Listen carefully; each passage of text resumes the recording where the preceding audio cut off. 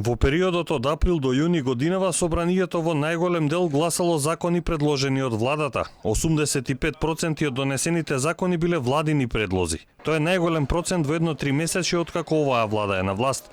Само 8 закони, односно 15% се од народните избраници, се вели во извештајот на МОСТ за одговорноста и транспарентноста на законодавниот дом.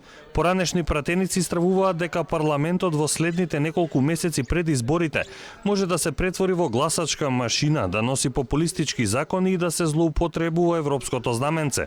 Владата и парламентарното мнозинство беа мета на критики за носењето со европско знаменце на законот за употреба на јазиците и законот за контрола на опојни дроги. Ако ние за да може марихуаната да се одгледува со европско знаменце штанцаме знамења, и ако законот за јазиците за да нема дебата, за да нема повеќе јавен говор, соочување на факти, беше и тој склепан со европско знаменце, па сега Венецијанската комисија ја комплицира со својот заклучок целата работа, тогаш јасно ми е дека и тоа како се спремаат брзи прсти и европски знаменциња на полот законодавството.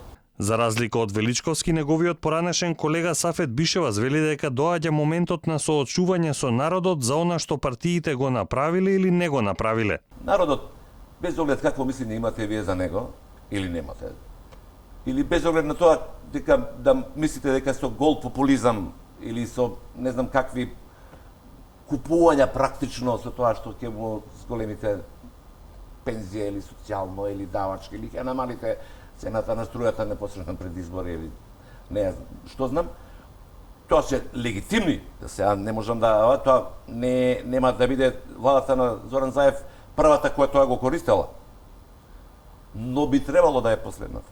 Според извештајот на МОСТ, над 60% од законите се донеле во редовна, а речиси 40% во скратена постапка. Процентот на закони донесени во редовна процедура е 2 пати зголемен во однос на претходниот период.